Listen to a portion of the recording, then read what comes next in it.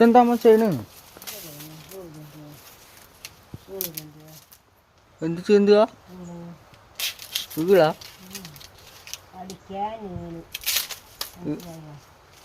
അടിക്കാൻ നീളാ?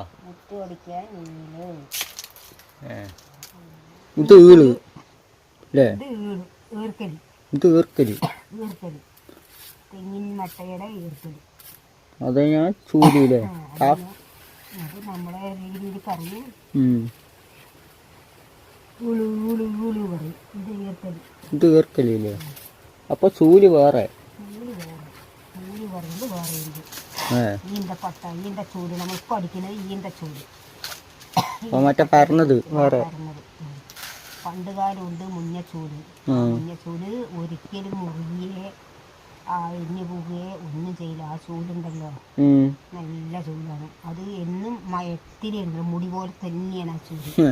മുടി പോലെ തന്നെയാണ്. നമ്മൾ വെട്ടി ആ പച്ചക്ക് വെട്ടി കൊണ്ടുവന്ന് അതിനെ ഉണക്കിയിട്ട് നമ്മൾ കെട്ടിയാലില്ലേ ആ ചൂല് എപ്പോഴും ശീതമുടി എങ്ങനെയാണ്, ഞങ്ങളുടെ മുടികൾ എങ്ങനെയാണ് ഉണ്ടാവില്ലേ, അതേപോലെ മയമുള്ള മുടികളാണ് സീതാദേവിൻ്റെ മുടി.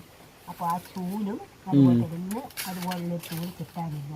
പാടത്തെങ്ങും ആ ചൂലില്ല. ജനങ്ങൾ ആ പുല്ല് അത് വന്നു കഴിഞ്ഞാൽ ഒരു വരുമ്പോ അങ്ങനെ മൊത്തം നിറയുകയാണ്. പുല്ലില്ലേ? നല്ല വലുതായിരിക്കില്ലേ പുല്ല്? എത്ര വട്ടത്തിൽ തലക്കുറുക്കി. നമ്മൾ തലക്കുറുക്കി എങ്ങനെയാണ് തലക്കുറുക്ക പോലെ ഇങ്ങനെ തലക്കുറുക്കുമ്പോൾ ഇതിലിങ്ങനെ പുല്ല് മതി. ഈ പുല്ല് അങ്ങനെ വെഞ്ചാമര പോലെ പടക്കും. പടന്നിട്ട് ആ പുല്ലാണ് ഇങ്ങച്ചൂല് പറയുന്നത്. ശീതപ്പുല്ല്. ശീതപ്പുല്ല്. ശീതപ്പുല്ല്.